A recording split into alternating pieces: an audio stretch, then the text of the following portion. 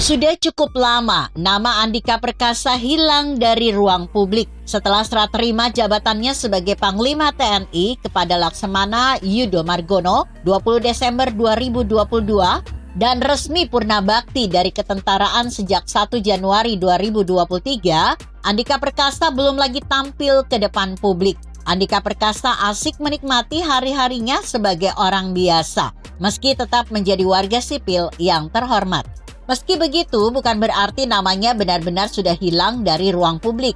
Pasalnya, beredar kabar mengenai beberapa pertemuannya dengan elit Nasdem dan juga Anies Rashid Baswedan.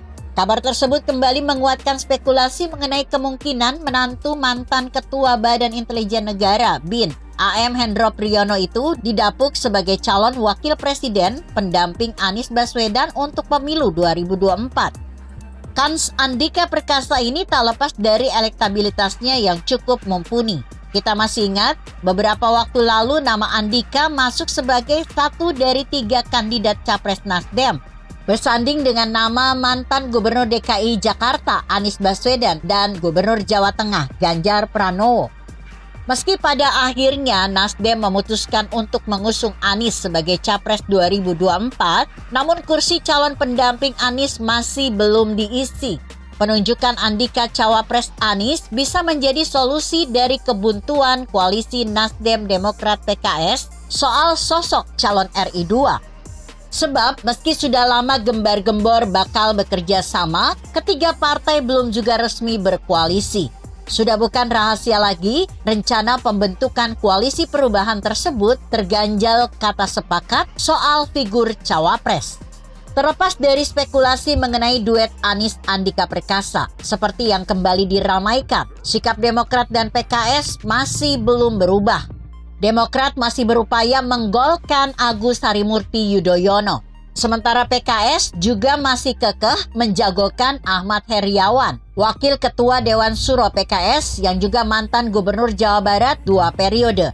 Di tengah spekulasi mengenai usungan terbaru Nasdem terkait cawapres pendamping Anies yakni Andika Perkasa, kubu Demokrat menggelar pertemuan di Pacitan, Jawa Timur. Di sisi lain, kubu PKS juga dikabarkan segera menggelar pertemuan internal. PKS memang sudah mewacanakan menentukan sikapnya pada Januari 2023. Pertemuan Demokrat di Pacitan dipimpin langsung oleh Ketua Majelis Tinggi Susilo Bambang Yudhoyono atau SBY dan Ketua Umum Agus Harimurti Yudhoyono (AHY). Merujuk pemberitaan Kompas.com, pertemuan dilangsungkan secara tertutup di Kompleks Museum dan Galeri Seni SBY dan ANI, Sabtu 14 Januari dan Minggu 15 Januari 2023. Pertemuan dari elit partai berlambang Mercy itu merupakan bentuk konsolidasi. Baik SBY maupun AHY menepis jika pertemuan itu secara khusus membahas soal pemilu 2024. Sejatinya, Pilpres dan pencapresan AHY. Soal cawapres seperti disampaikan seorang elit Demokrat tak dibahas secara khusus. Masalah memang disinggung, akan tetapi tidak membahas secara khusus. Ia mengingatkan tetap terjalinnya komunikasi antara Nasdem, Demokrat, dan PKS.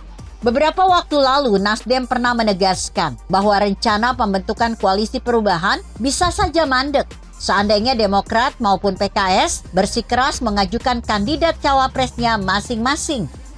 Koalisi perubahan bisa bubar di tengah jalan.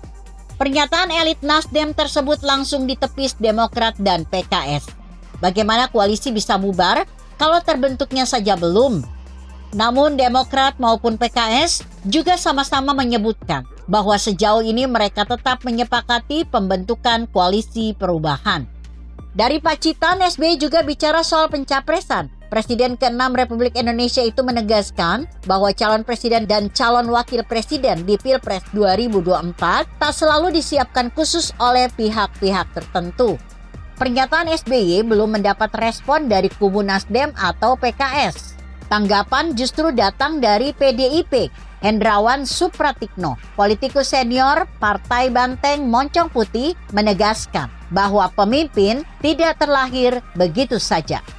Pemimpin, kata Hendrawan Supratikno, lahir dari proses yang panjang dan merupakan hasil interaksi banyak faktor. Ada rangkaian kausalitas berlapis dan kumulatif dalam memastikannya. Ada pemimpin yang dipersiapkan, ada juga terlahir karena momentum, bahkan ada yang karena faktor keberuntungan. Meski begitu, seorang pemimpin harus kaya akan pengetahuan dalam segala aspek. Begitu kira-kira. Artikel ini ditulis Zafran Azaki yang disadur dari Kompasiana.com dengan judul Duet Anies Andika beredar lagi. Bagaimana menurut Anda? Jika Anda berpendapat lain, tuliskan komentar Anda di bawah ini. Saya Emma, Karisma 90.